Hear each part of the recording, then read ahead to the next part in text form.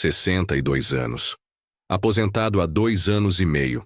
Viúvo há 3 anos e 4 meses. Sim, eu contava os meses porque cada um deles parecia uma eternidade sem Lúcia ao meu lado. E agora, segundo minha própria filha, um estorvo que precisava ser resolvido. Foi assim que Marina me chamou naquela tarde de quinta-feira, 15 de março, quando chegou em casa às 4:30 da tarde, com uma pilha de panfletos de asilos na mão e aquele sorriso falso que eu conhecia desde que ela era adolescente, e tentava me convencer de que tinha estudado quando na verdade tinha passado a tarde no shopping. Pai, precisamos conversar sobre seu futuro, disse ela, tirando os sapatos e jogando a bolsa no sofá com aquela displicência típica dela. Espalhou os folhetos sobre a mesa da cozinha como se fossem cartas de baralho, cada um com suas promessas coloridas de vida digna na terceira idade. Você não pode mais ficar sozinho nesta casa grande. É perigoso na sua idade. Na minha idade. Como se eu fosse um cachorro velho que não consegue mais subir as escadas. Como se os 62 anos tivessem me transformado numa criança incapaz de cuidar de si mesma, de tomar decisões, de simplesmente existir sem supervisão constante. Sentei na cadeira onde sempre me sentava. A mesma cadeira onde tomei café da manhã nos últimos 20 anos. Onde li jornal todas as manhãs, onde Lúcia costumava me servir o cafezinho da tarde, enquanto contava as novidades do dia. Olhei para aqueles panfletos coloridos. Lar dos Idosos Esperança, Residencial Terceira Idade Feliz, Casa de Repouso Novo Amanhecer, Vila dos Sonhos Dourados. Todos com fotos de velhinhos sorridentes jogando dominó, ou fazendo ginástica com aqueles pesos de isopor rosa e azul, como se fossem crianças brincando de ser adultos. Marina, eu não preciso de asilo. Estou bem aqui. Minha voz saiu mais fraca do que eu gostaria. Não era assim que eu queria começar essa conversa. Mas a verdade é que o choque de ver minha única filha, a menina que criei com tanto amor e dedicação, a jovem que levei para a escola todos os dias durante anos, me tratando como um problema a ser descartado, tinha me deixado sem chão. Pai, seja realista. Você mal consegue cuidar da casa, vive esquecendo de tomar remédio, e se acontecer alguma coisa, quem vai te socorrer? A ironia era cruel. Marina morava a exatas 2 ruas de distância. Eu sabia por que contava as quadras sempre que caminhava até lá, o que acontecia cada vez menos. Mas passava meses sem aparecer. 3 meses inteiros haviam se passado desde sua última visita. E mesmo assim tinha sido apenas para pegar umas panelas que emprestara da mãe e nunca devolvera. Só vinha quando precisava de alguma coisa ou quando a culpa apertava. E pelo jeito, a culpa estava apertando forte agora. Pai, você não lava a louça direito, a casa tá sempre bagunçada. Tem roupa suja acumulada no cesto. Marina, Deixa eu terminar, pai. Ontem eu passei aqui e você nem percebeu. Fiquei 15 minutos batendo na porta. Você estava dormindo às 3 da tarde. Isso não é normal. Eu lembrava daquele dia. Havia tomado um remédio para a dor nas costas que me deixou sonolento. Mas como explicar isso para alguém que já chegou com o diagnóstico pronto? E tem mais uma coisa. Continuou, evitando meu olhar enquanto organizava os panfletos em ordem de preferência. Carlos e eu estamos pensando em nos mudar para São Paulo. Ele recebeu uma proposta de trabalho lá, numa multinacional. O salário é quase o dobro do que ele ganha aqui. Então seria melhor mesmo você ir para um lugar onde tenha cuidado profissional. Ah, então era isso. O genro conseguiu um emprego melhor e agora eu virava um problema logístico. Um empecilho para os planos da filha querida. Carlos, que nos últimos 3 anos mal me cumprimentava quando vinha buscar Marina, que ficava no carro buzinando em vez de subir para tomar um café, que uma vez chegou a comentar que casa de velho sempre tem cheiro esquisito. Já escolhi alguns lugares bacana. Olha este aqui, disse ela, pegando um folheto com a foto de um prédio amarelo cercado de jardins. Residencial Primavera. Tem piscina, sala de jogos, enfermeiros 24 horas, nutricionista, fisioterapeuta. Você vai adorar. E olha só, eles têm até horta comunitária. Você sempre gostou de mexer com plantas. Vai adorar. Como se eu fosse uma criança sendo convencida a ir para um parque de diversões. E a horta comunitária, como se plantar tomates em vasinhos fosse compensar uma vida inteira de independência. E a casa, Marina? Esta casa onde sua mãe e eu vivemos por 25 anos? A gente vende, né? O dinheiro ajuda a pagar o asilo, quer dizer, a residência. E sobra uma parte para você ter como mesada. Mesada. A mulher de 34 anos, formada em administração, casada, sem filhos, ia me dar mesada. Como se eu fosse uma criança que precisa de dinheiro do lanche. Marina continuou folheando os panfletos, apontando vantagens de cada lugar como se estivesse vendendo pacotes de viagem. Este aqui, ó, Casa de Repouso Vida Nova. Tem biblioteca e sala de TV com Netflix. E este Lar São Francisco tem missa todo domingo e grupo de oração. Marina, você já visitou algum desses lugares? Não pessoalmente, mas pesquisei tudo na internet. As avaliações são ótimas. Claro, pesquisou na internet. Provavelmente passou 15 minutos no Google e achou que conhecia a realidade dessas instituições. E quando você pretende que eu me mude? Bom, o ideal seria no mês que vem. Carlos quer estar em São Paulo até junho para começar o novo emprego. E seria bom resolver tudo de uma vez, sabe? Fazer a mudança nossa e a sua ao mesmo tempo. Resolver tudo de uma vez. Eu era mais um item na lista de afazeres dela. Entre contratar a empresa de mudança e cancelar os serviços da casa atual, estava colocar pai no asilo. Naquela noite, depois que Marina foi embora levando os folhetos, para eu pensar melhor, como se houvesse algo a pensar quando a decisão já estava tomada. Fiquei sozinho na cozinha, olhando para a cadeira vazia, onde Lúcia costumava sentar. Minha esposa tinha esse jeito especial de beber café. Sempre deixava esfriar um pouco, mexia com a colherinha fazendo um barulhinho metálico suave, e então tomava em pequenos goles, enquanto me contava sobre o dia dela. E então, amor? Perguntei para o ar como fazia todas as noites desde que ela se foi. O que você faria no meu lugar? A resposta veio como um sussurro na memória, com a voz doce dela que eu ainda ouvia perfeitamente. Arnaldo, você nunca foi de se entregar fácil. Lembra quando quiseram te demitir da empresa 5 anos antes da aposentadoria? Você lutou, provou seu valor e saiu de lá com reconhecimento. Por que seria diferente agora? Era verdade.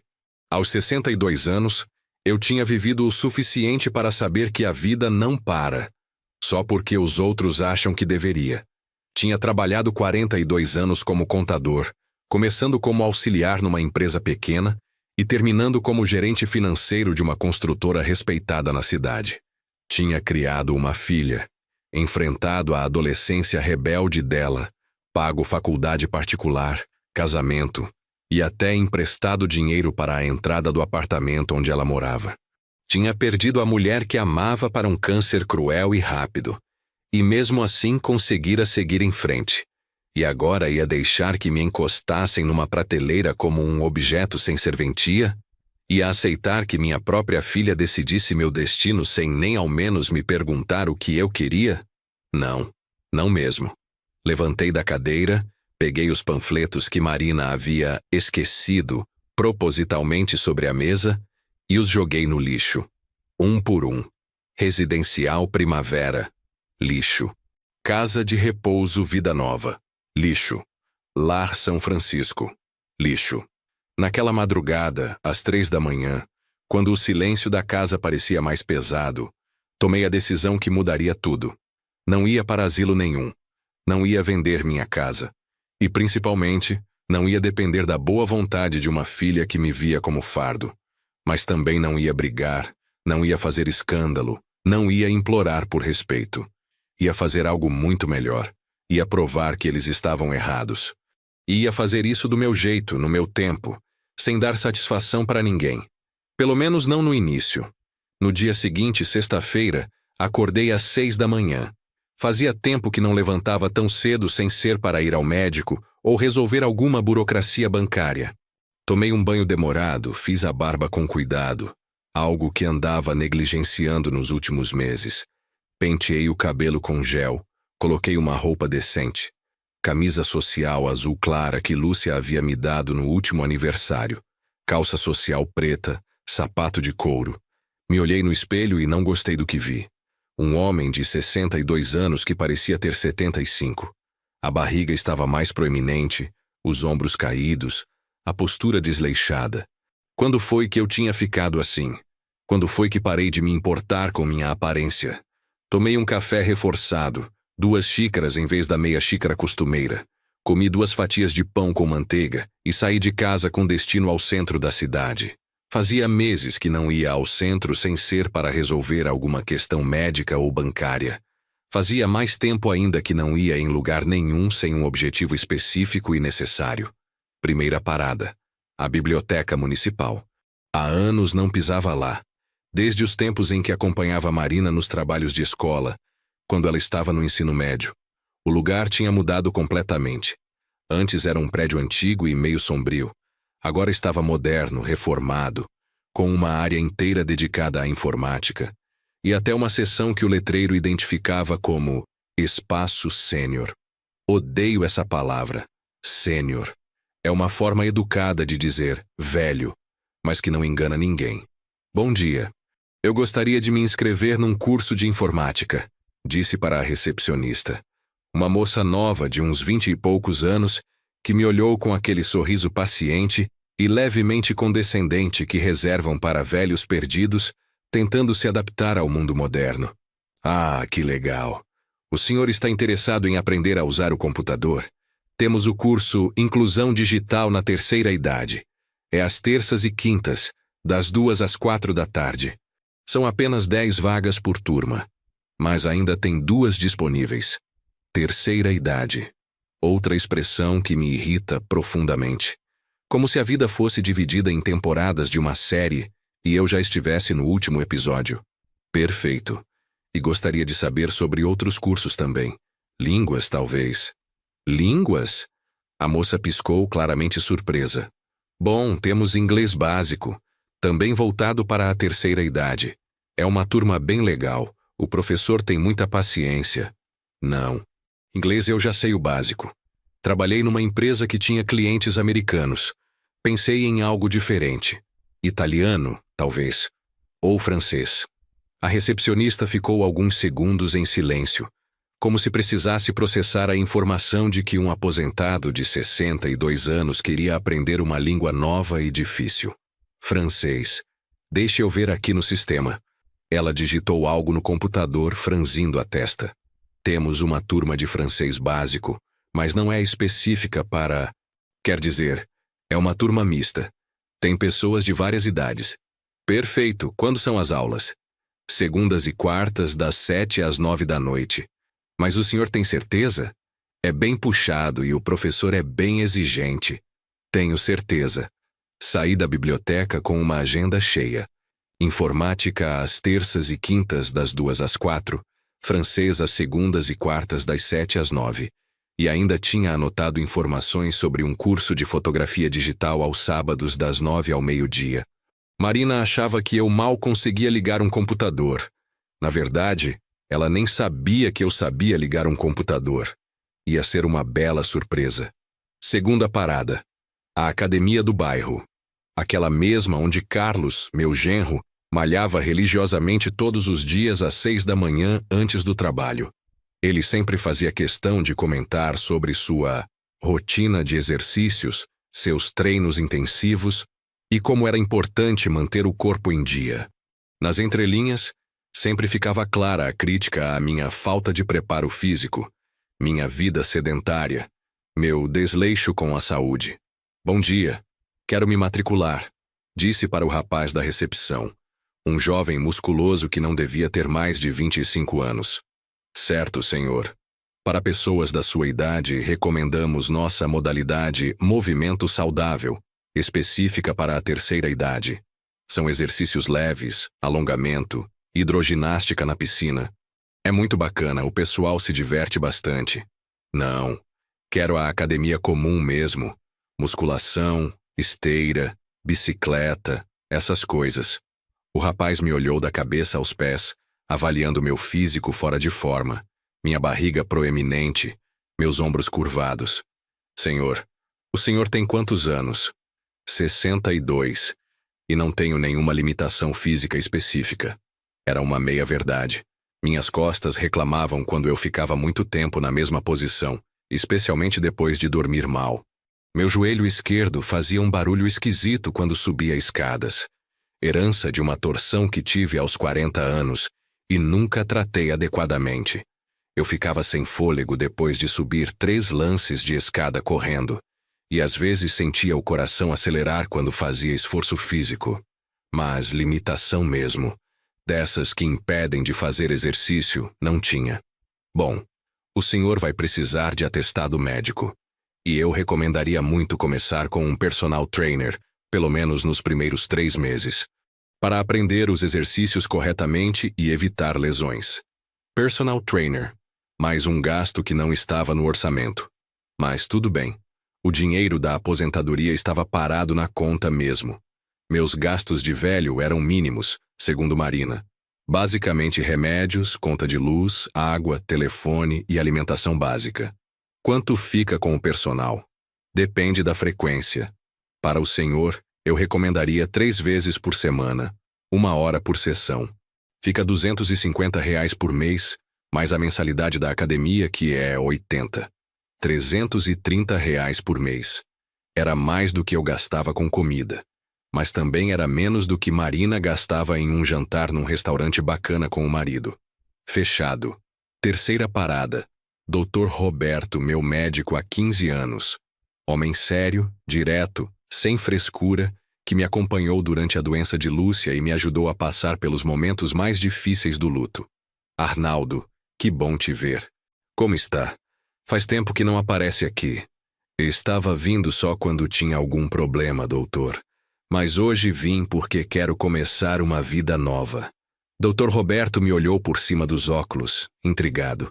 Expliquei meus planos, os cursos, a academia, a decisão de não ir para o asilo, a intenção de provar que ainda tinha muito para oferecer.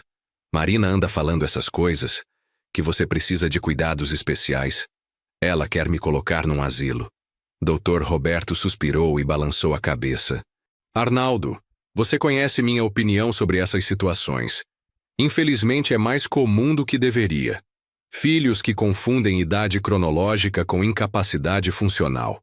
Ele me examinou cuidadosamente, mediu pressão, ouviu o coração, pediu para eu caminhar pela sala, testar reflexos, falar algumas palavras em sequência. Sua pressão está controlada com a medicação, coração batendo normalmente, reflexos bons, cognição perfeita. Você tem pelo menos mais 25 anos de vida pela frente, Arnaldo.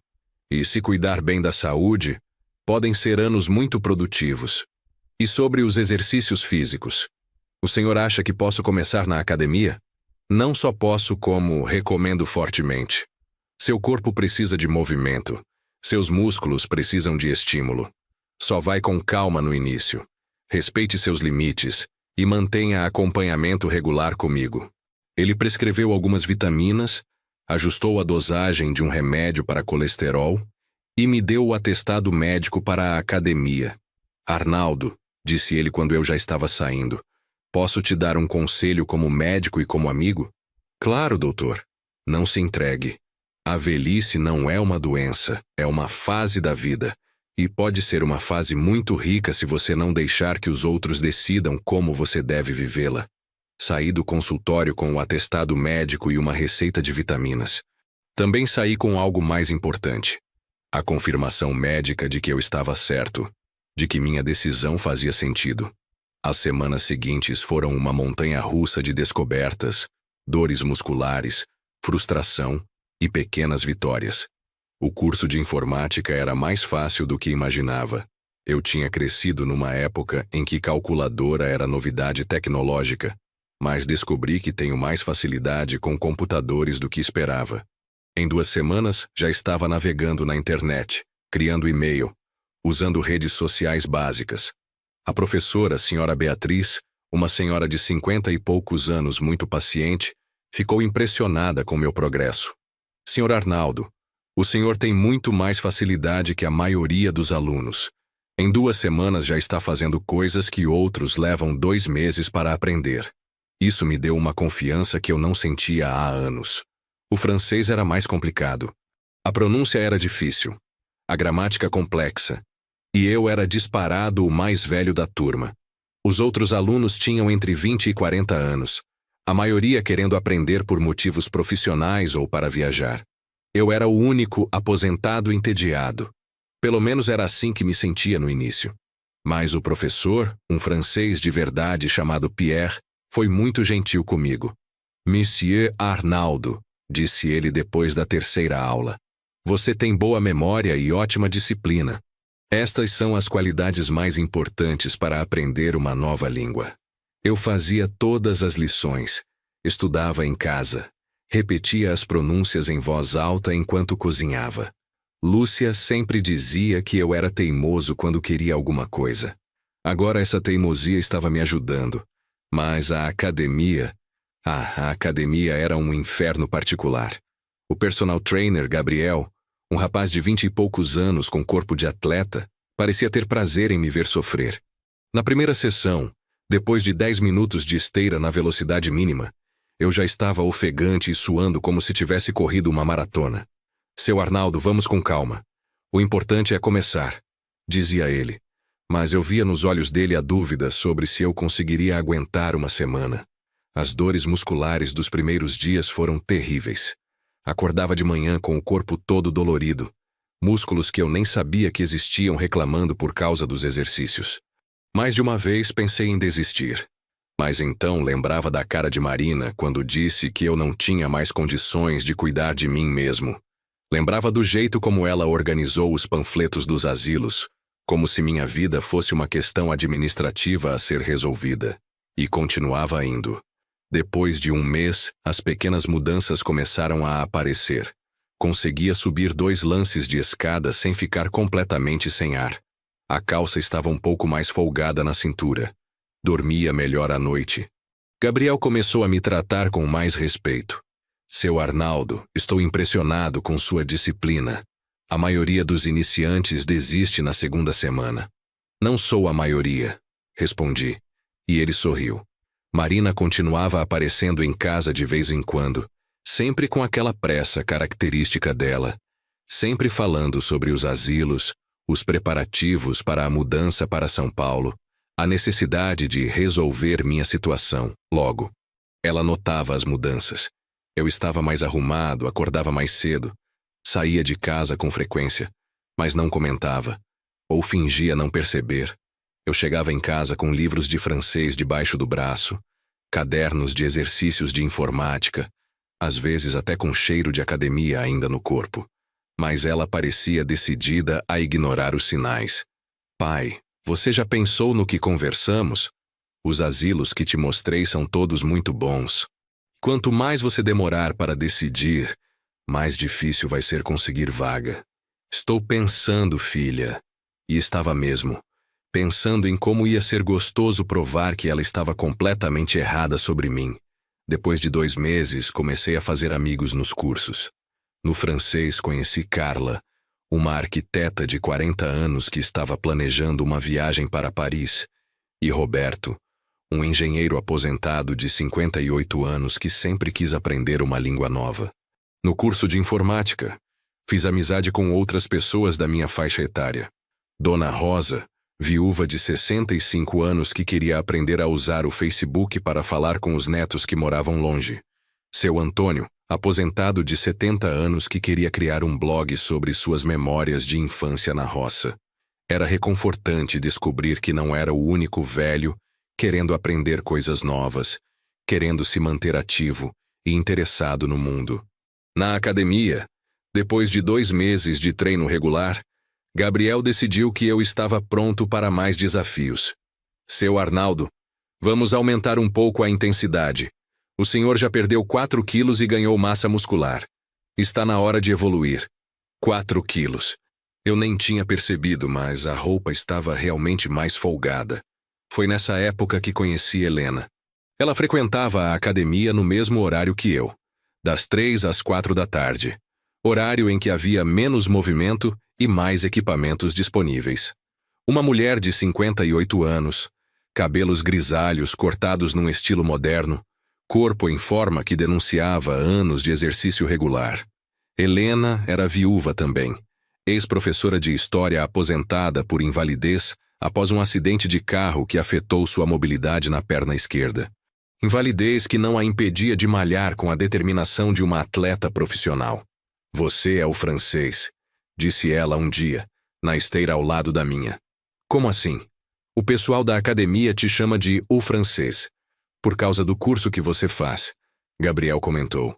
Conversamos durante todo o exercício daquele dia e descobrimos várias coisas em comum. Viuvez recente, filhos que achavam que éramos incapazes de cuidar de nós mesmos, paixão por aprender coisas novas. Helena tinha voltado a estudar também. Estava fazendo um curso de arqueologia à distância por uma universidade federal do interior. "Sempre quis fazer arqueologia", disse ela enquanto pedalava na bicicleta ergométrica. "Quando era nova, meu pai disse que não era profissão para mulher. Depois casei, tive filhos, trabalhei a vida inteira como professora. Agora tenho tempo e disposição para fazer o que sempre sonhei. E os filhos, o que acham? Acham que é coisa de velha entediada. Que deveria me contentar em ser avó e fazer tricô. E você? O que os seus acham dos seus novos projetos? Acham que eu deveria estar num asilo." Rimos juntos. Era bom rir com alguém que entendia exatamente do que eu estava falando. A amizade com Helena foi se desenvolvendo naturalmente. Começamos a tomar um café depois da academia, a conversar sobre os cursos, a dividir as pequenas vitórias e frustrações do dia a dia. Ela me apresentou outros amigos dela. Um grupo de pessoas na faixa dos 50, 60 anos, todos com histórias parecidas. Aposentadorias precoces, filhos superprotetivos, redescoberta da própria identidade após décadas dedicadas ao trabalho e à família. Dr. Mário, médico aposentado de 65 anos que voltou a pintar aquarelas depois de 40 anos. Dona Carmen, ex-funcionária pública de 62 anos que abriu uma pequena confeitaria em casa. Professor João, aposentado de 59 anos que virou guia turístico da cidade nos fins de semana. Era outro mundo. Um mundo onde ter mais de 50 anos não significava ser descartável, inútil, incapaz. Um mundo onde idade era experiência, onde tempo livre era oportunidade, onde aposentadoria era recomeço.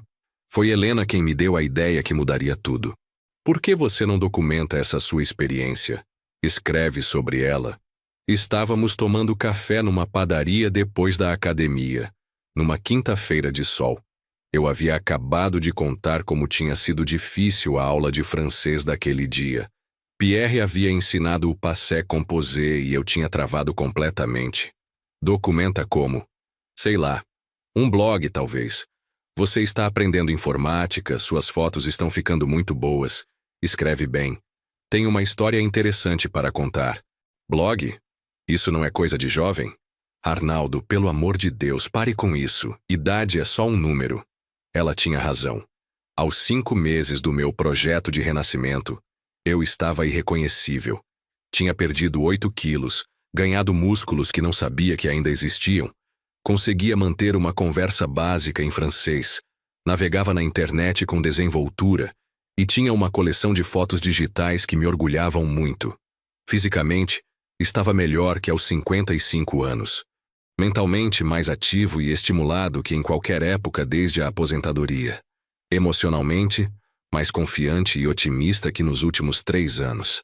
Era hora de mostrar isso para o mundo. Criar o blog foi mais fácil do que imaginava. Os conhecimentos de informática que adquiri na biblioteca me deram base suficiente para usar uma plataforma simples de criação de blogs. Escolhi um template limpo e profissional. Aprendi a inserir fotos, a formatar textos, a organizar categorias. O nome foi fácil de escolher. 60 Plus, Vida que Recomeça. O primeiro post foi a história completa.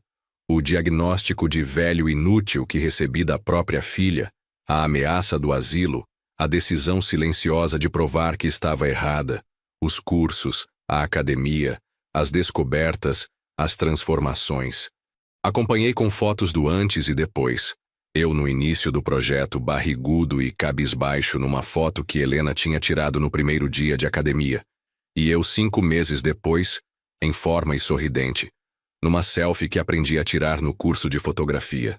Escrevi durante uma tarde inteira, revisando e reescrevendo várias vezes, lembrando de detalhes que pareciam importantes, tentando transmitir não só os fatos, mas também as emoções do processo. Há 5 meses, comecei o post. Minha filha chegou em casa com panfletos de asilos e a convicção de que eu não tinha mais condições de cuidar de mim mesmo. Ela não estava sendo malvada. Estava repetindo o que a sociedade ensina, que depois dos 60 a vida acaba, que viramos um problema a ser gerenciado, não pessoas com sonhos e capacidades. Publiquei o post numa terça-feira à noite. Compartilhei no Facebook que havia criado recentemente e mandei o link para Helena e alguns amigos dos cursos. Não esperava grande repercussão. Achei que talvez 10, 15 pessoas lessem, deixassem um comentário educado, e ficaria por isso mesmo. Estava completamente enganado. Em 2 dias, o blog tinha mais de 500 visualizações. Em uma semana eram 2.000. Os comentários chegavam de todo o Brasil. Pessoas da minha idade ou mais velhas, contando histórias parecidas, pedindo conselhos, dividindo experiências.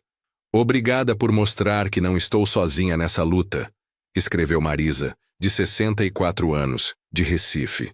Meu filho também quer me colocar num asilo. Seu blog me deu coragem para resistir e buscar minha própria vida nova. Senhor Arnaldo, o senhor é uma inspiração. Tenho 65 anos e acabei de me inscrever na faculdade para fazer pedagogia. Sempre foi meu sonho ser professora, mas na minha época a mulher casava e cuidava da casa. Agora é minha vez, comentou Rosângela de Belo Horizonte. Cara, você me emocionou. Tenho 58 anos e minha esposa morreu no ano passado. Meus filhos ficam me enchendo o saco para eu ir morar com um deles, como se eu fosse incapaz. Vou seguir seu exemplo, escreveu José Carlos de Porto Alegre. Cada comentário que chegava me deixava mais emocionado. Descobri que minha história não era única. Havia milhares de pessoas na mesma situação, sendo subestimadas pelos próprios filhos, tratadas como objetos descartáveis pela sociedade, mas com vontade e capacidade de recomeçar. Comecei a responder todos os comentários pessoalmente, criando uma comunidade de apoio mútuo. Pessoas compartilhavam suas próprias jornadas de recomeço, trocavam dicas, se encorajavam mutuamente. Em 1 mês, o blog tinha 5.000 seguidores regulares. Em 2 meses, eram 10.000. Recebi convites para dar entrevistas a jornais locais, participar de programas de rádio, falar em centros comunitários. A primeira palestra foi num centro de convivência do bairro vizinho para um grupo de aposentados. Eu estava nervoso. Fazia décadas que não falava em público para mais de 5 pessoas. Boa tarde. Comecei olhando para as 40 pessoas na plateia. Meu nome é Arnaldo, tenho 63 anos, e há 8 meses minha filha queria me internar num asilo. Risos na plateia. Muitos sabiam exatamente do que eu estava falando. Contei minha história, mostrei as fotos da transformação, falei sobre os cursos, a academia, o blog. A plateia participava ativamente fazendo perguntas, contando suas próprias experiências. Como o senhor teve coragem de recomeçar? Perguntou uma senhora de cerca de 70 anos. Eu não tive coragem, Dona Maria, respondi. Eu tive raiva. Raiva de ser tratado como inútil. E transformei essa raiva em energia para provar que eles estavam errados. E sua filha, como reagiu quando viu as mudanças? Essa pergunta me pegou desprevenido. Marina ainda não tinha visto as mudanças de verdade. Ela continuava vindo em casa esporadicamente, continuava falando sobre asilos, continuava tratando minha transformação como um hobby passageiro. Ainda estou trabalhando nessa parte, admiti, e todos riram. A palestra foi um sucesso. Recebi dezenas de pedidos de contato, convites para outras apresentações, propostas de parceria com centros de aposentados de outras cidades. Mas o momento mais importante ainda estava por vir. Foi numa quinta-feira, exatamente 8 meses depois daquela tarde quando Marina chegou com os panfletos de asilos, que ela apareceu em casa mais cedo que o normal. Eram 2 da tarde. Eu havia acabado de chegar da academia. Estava tomando um banho quando ouvi a porta da frente se abrir. Pai, você está aí? Estou no banho, filha. Já saio. Quando desci, encontrei Marina na sala, folheando uma revista sobre terceira idade que estava sobre a mesa de centro. Que revista é essa, pai? Ah, é uma publicação sobre envelhecimento ativo. Tem uma matéria interessante sobre exercícios para nossa idade. Marina me olhou de cima a baixo, notando coisas que havia ignorado nas visitas anteriores. Eu estava mais magro, mais ereto, com mais cor no rosto, usando uma camiseta que marcava músculos que ela não sabia que eu tinha. Pai, você está diferente. Diferente como? Mais disposto, mais novo. Sentei ao lado dela no sofá, numa proximidade física que não tínhamos há anos. Marina, posso te fazer uma pergunta honesta? Claro, pai. Quando foi a última vez que você realmente conversou comigo? Que perguntou como eu estou, o que eu penso, o que eu sinto, o que eu quero da vida? Ela ficou alguns segundos em silêncio, claramente desconfortável com a pergunta. Pai, a gente sempre conversa. Não, Marina. Você fala, eu escuto. Você decide, eu aceito. Você diagnostica, eu me submeto. Isso não é conversar. Isso é dar ordens. Pai, onde você quer chegar com isso? Quero que você me conheça de verdade antes de continuar planejando o meu futuro. Foi então que levantei, peguei o laptop, sim, eu tinha um laptop agora, e mostrei o blog para ela. Marina leu em silêncio por quase 1 hora. Vi suas expressões mudando. Surpresa, incredulidade, constrangimento, algo que poderia ser orgulho e também algo que parecia culpa. Pai, eu não sabia de nada disso. Não sabia porque nunca perguntou. Porque decidiu que eu era um problema a ser resolvido, não uma pessoa a ser conhecida. Mas por que você não me contou sobre os cursos, a academia, o blog? Marina, quando foi que você demonstrou interesse genuíno pela minha vida? Quando foi que você veio aqui para saber como eu estava?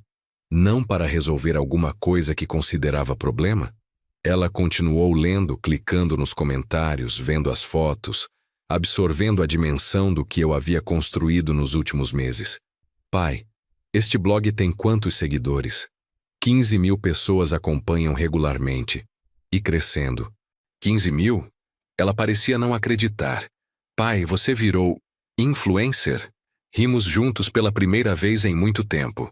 Não sei se é bem isso, filha, mas virei alguém que tem algo a dizer. E descobri que muitas pessoas precisavam ouvir. Naquela tarde, pela primeira vez em anos, Marina realmente conversou comigo. Não veio com a agenda pronta, não trouxe problemas para resolver, não fez diagnósticos da minha vida. Simplesmente conversou. Perguntou sobre os cursos. Eu já conseguia manter conversas inteiras em francês e estava cogitando começar italiano no ano seguinte. Quis saber sobre a academia. Eu havia perdido 12 quilos e ganhado massa muscular significativa. Interessou-se pelos novos amigos. Helena, Dr. Mário, Dona Carmen, todo o grupo de aposentados rebeldes como nos chamávamos. Pai, eu sinto muito. Pelo quê, Marina? Por ter achado que você era um fardo. Por não ter percebido que você estava renascendo. Por ter quase cometido o erro de te internar num lugar onde você definharia. Você não estava sendo malvada, filha. Você estava repetindo um padrão social. A sociedade ensina que velhice é sinônimo de incapacidade. Mas eu sou sua filha. Deveria te conhecer melhor. E agora conhece. Marina pegou minha mão, coisa que não fazia desde criança. Pai, me perdoa? Não precisa perdão, Marina. Precisa entendimento. E o asilo? Que asilo? Rimos de novo.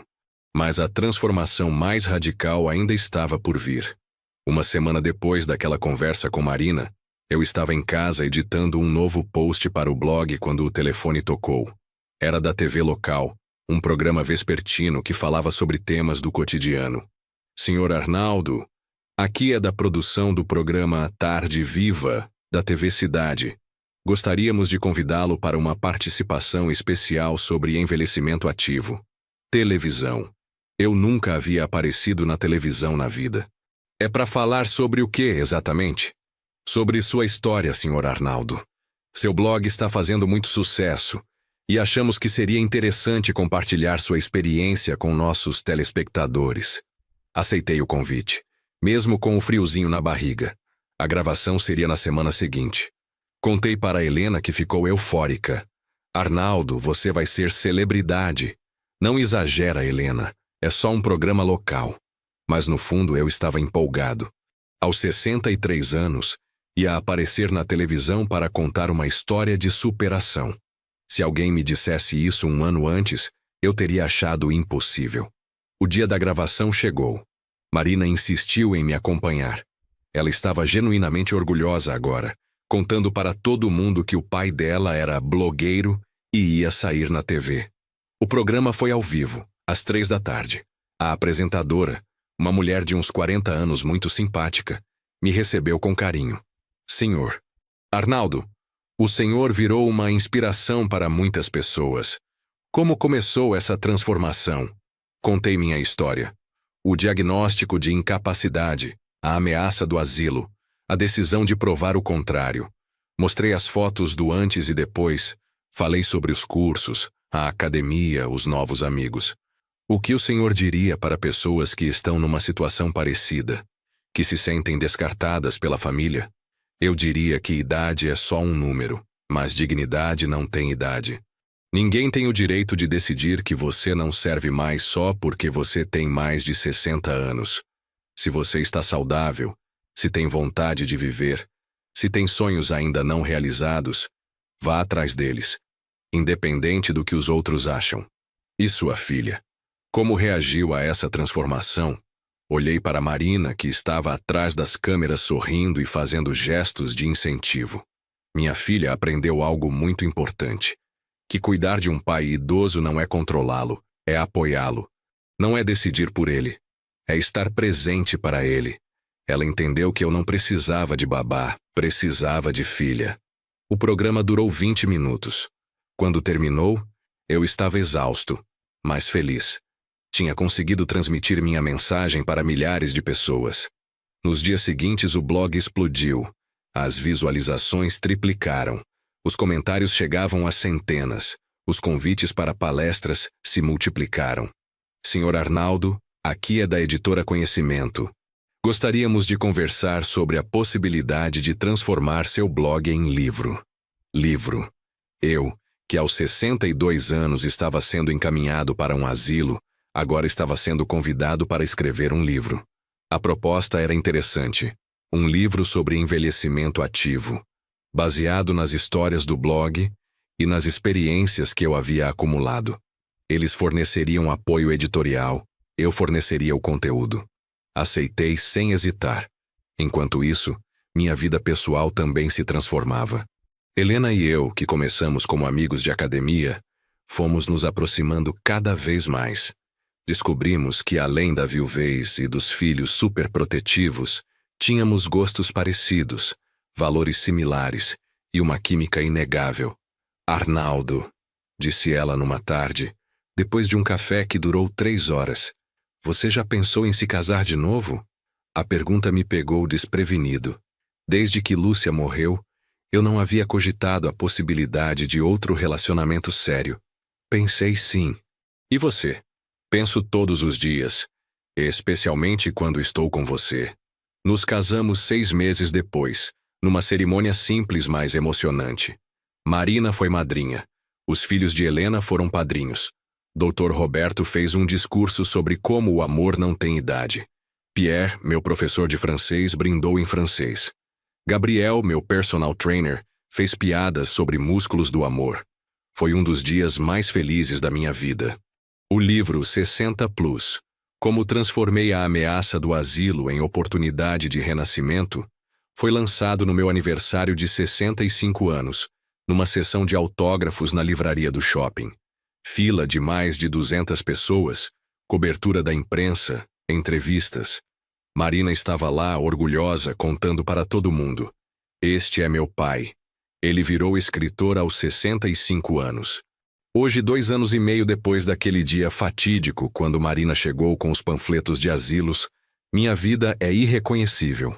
O blog tem mais de 100 mil seguidores mensais e virou referência nacional em envelhecimento ativo.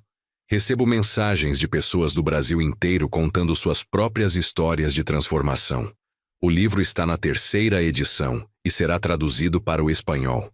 Estou escrevendo o 2º, focado especificamente em relacionamentos na 3ª idade. Dou palestras regularmente em congressos de gerontologia, empresas que querem preparar funcionários para a aposentadoria, universidades abertas para a 3ª idade. Minha agenda está cheia pelos próximos 6 meses. Fisicamente, estou melhor que aos 50 anos. Perdi 22 quilos, ganhei massa muscular, minha postura melhorou, minha energia triplicou. Faço check-ups regulares e Dr. Roberto sempre comenta: Arnaldo, você rejuvenesceu 10 anos. Mentalmente, estou mais ativo que aos 40 anos. Falo francês fluentemente. Estou começando italiano. Uso tecnologia com desenvoltura. Fotografo profissionalmente. Escrevo regularmente.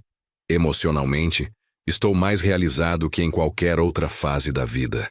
Tenho uma esposa maravilhosa, uma filha que me respeita, uma carreira nova e próspera, amigos verdadeiros, propósito de vida claro. Marina me visita 2 vezes por semana agora. Não para resolver problemas ou tomar decisões por mim, mas para conversar de verdade, para ouvir minhas histórias, dividir as dela, pedir conselhos sobre a vida, o casamento, os planos futuros. Pai, ela me disse semana passada, não acredito que um dia pensei em te colocar num asilo. Eu acredito, respondi, como sempre faço. E ainda bem que pensou. Como assim? Se você não tivesse me ameaçado com o asilo, eu nunca teria descoberto do que sou capaz. Você me forçou a sair da zona de conforto, a provar meu valor, a redescobrir minha força. É verdade.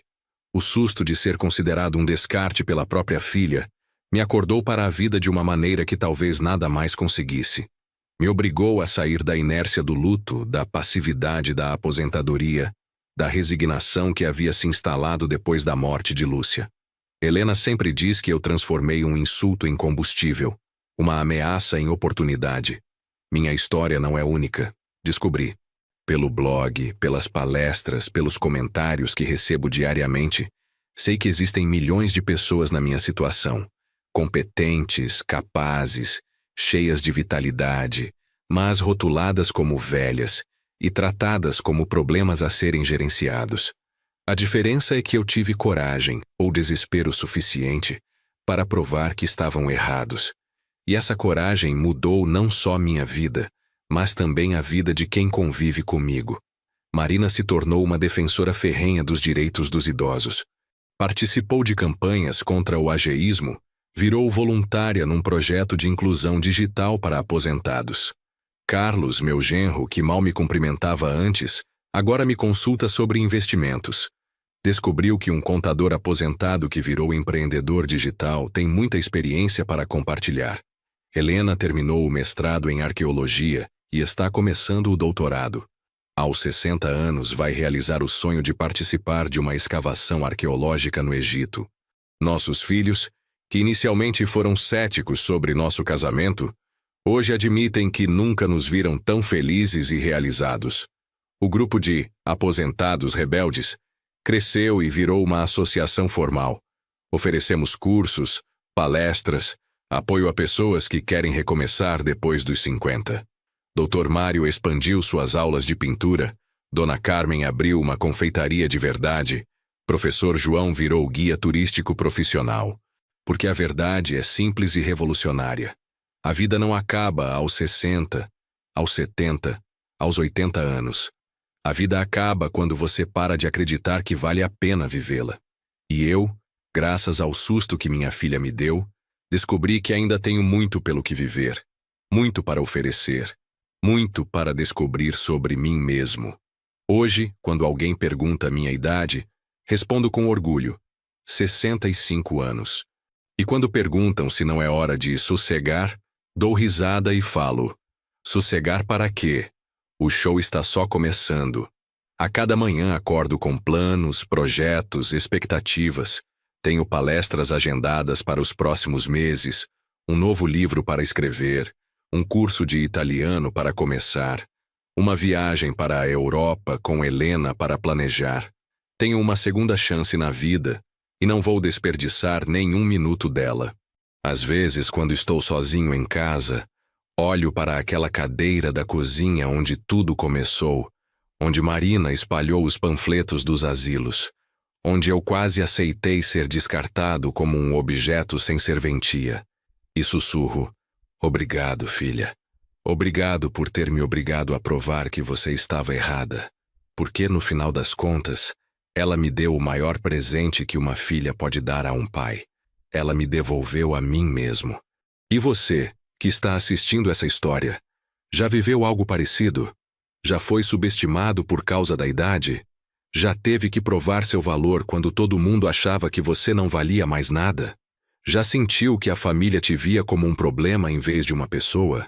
Se essa história tocou seu coração, se fez você refletir sobre como tratamos nossos pais, nossos avós, nossos idosos, se inscreva no canal, deixe seu like e compartilhe com outras pessoas que precisam ouvir que nunca é tarde para recomeçar. Escreva nos comentários: você também tem mais de 50 e está começando algo novo? Você conhece alguém que passou por situação parecida? Como você gostaria de ser tratado quando tiver mais idade? Eu quero saber sua história, quero saber seus planos, quero saber seus sonhos. Porque idade é só um número, mas sonhos não têm data de validade. Lembre-se, enquanto houver vontade de viver, haverá possibilidades. Enquanto houver sonhos, haverá caminhos. Enquanto houver dignidade, haverá luta. A vida não para aos 60. Ela apenas muda de ritmo, e às vezes muda para melhor.